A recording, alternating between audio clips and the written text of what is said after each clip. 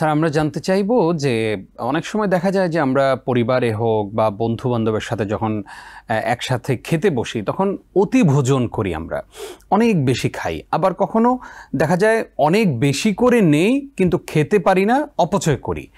এই যে কাজগুলো আমরা করি, এই ব্যাপারে আসলে ইসলামের নির্দেশনা কি? প্রথমত আসলে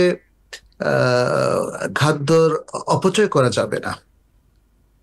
অপচয় করার ক্ষেত্রে তো আল্লাহ সুবহানাহু ওয়া তাআলা দুটো শব্দ ইউজ করেছেন, একটা হলো ইসরাফ আর একটা হলো তাবযির।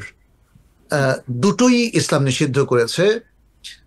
একটা হলো আপনার আছে বৈধ সম্পদ, সেখান থেকে অতিরিক্ত প্রয়োজনের অতিরিক্ত খরচ করে আপনি অপব্যয় করবেন না।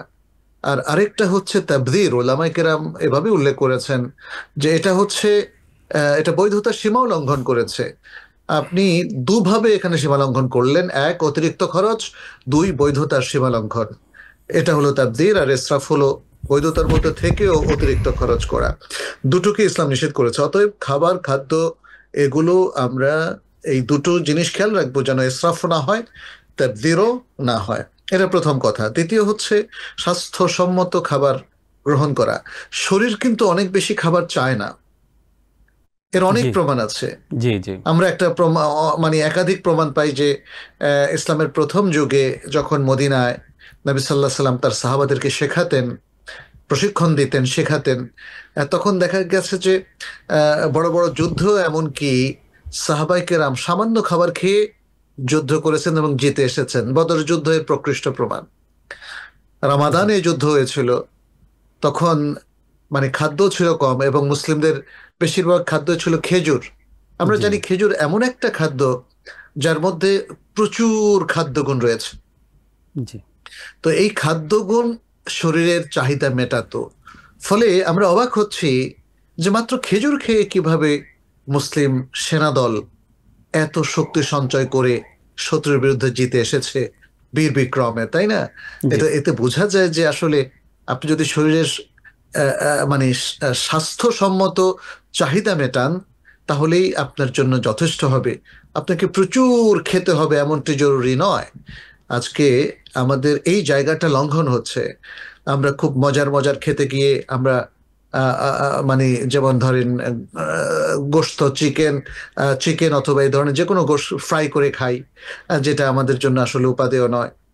সেটা নানা ধরনের ফ্রাই করার মধ্য দিয়ে খাদ্যগুণ নষ্ট হয়ে যায়। এতে একটা ইমব্যালেন্স তৈরি হয়। এছাড়াও আমরা দেখা যায় অতিরিক্ত কার্বোহাইড্রেট গ্রহণ করি। আপনি দেখেন নবী সাল্লাল্লাহু আলাইহি সাল্লাম কার্বোহাইড্রেট খুব সীমিত গ্রহণ করতেন, এবং যে কারণে নবী সাল্লাল্লাহু আলাইহি সাল্লাম জীবনের শেষ ভাগে অসুস্থ হলেও তার ডায়াবেটিস হয়েছিল এমনটা কিন্তু জানা যায় না। তাহলে এই যে ডায়েট মানে সুষম ডায়েট গ্রহণের মধ্য দিয়ে তিনি একটা সুন্দর ব্যালেন্সের নমুনা আমাদের উদ্দেশ্যে তিনি পেশ করেছেন, যেটা আজও আমাদের জন্য আসলে অনুকরণীয়। আমরা যদি খাবার গ্রহণের ক্ষেত্রে আহ, আমরা যদি খাবার গ্রহণের ক্ষেত্রে এই এতেদালটা গ্রহণ করি, অর্থাৎ সুষম খাদ্য গ্রহণ করি, টাইমের দিকে খেয়াল রাখি। যেমন ধরেন নবী সাল্লাল্লাহু আলাইহি ওয়াসাল্লাম কোন টাইমে কখন খাদ্য গ্রহণ করতেন। তিনি মূলত একাধিক সময় খাদ্য গ্রহণ করতেন, কিন্তু খাদ্যের দেহের যদি ক্ষুধা থাকতো তখন খাদ্য গ্রহণ করতেন। স্বাভাবিকভাবে আমরা দেখি যে সকাল, দুপুর এবং সন্ধ্যা, যেটা একটা আইডিয়াল টাইম। সকালে যেটাকে আমরা বলি ব্রেকফাস্ট, দুপুরে লাঞ্চ বা মধ্যাহ্ন ভোজ, এবং সন্ধ্যায় আমরা ডিনার বলে থাকি। তো এখানেও আরো জিনিস লক্ষণীয়, নবী সাল্লাল্লাহু আলাইহি সাল্লাম সাল্লাল্লাহু। তিনি এশার পরে ঘুমিয়ে যেতেন। এতে একটা জিনিস প্রমাণিত হয়, তিনি খাদ্যটা গ্রহণ করতেন এশার আগে, জি এশার সালাতের আগে। হ্যাঁ, যেটা এখন খুবই আইডিয়াল। ডাক্তাররা বলে থাকেন যে রাতের ঘুমের অন্তত 3 থেকে 4 ঘন্টা আগে আমরা যেন কোনো শক্ত খাবার গ্রহণ না করি। তাহলে এর মধ্য দিয়ে আমাদের সামনে এটা স্পষ্ট যে খাদ্য গ্রহণে নবী সাল্লাল্লাহু আলাইহি সাল্লাম আসলে সব দিক থেকে আইডিয়াল একটা পদ্ধতি তিনি অবলম্বন করতেন, এবং তিনি মুসলিমদেরকেও সেই ইনস্ট্রাকশনে দিয়েছিলেন খাদ্য কম গ্রহণ করা, এবং খাদ্যের মাঝখানে তিনি পানি পান করতেন ঘন ঘন, বা মানে তিনি ফ্রিকোয়েন্টলি পানি পান করতেন এমন কোনো দলিলও আমরা খুঁজে পাই না। তাহলে আমরা দেখতে পাচ্ছি আধুনিক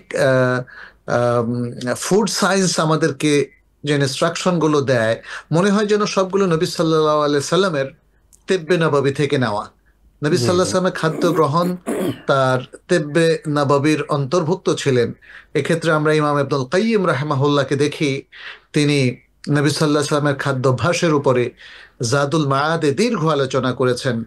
সেখানে তিনি কিভাবে খেতেন, কিভাবে পরিমিত খাদ্য গ্রহণ করতেন, এবং মানে আরো তার যে নীতিমালাগুলো ছিল সেগুলো তিনি সুন্দরভাবেই উল্লেখ করেছেন। Ad-Din Television, a complete way of life.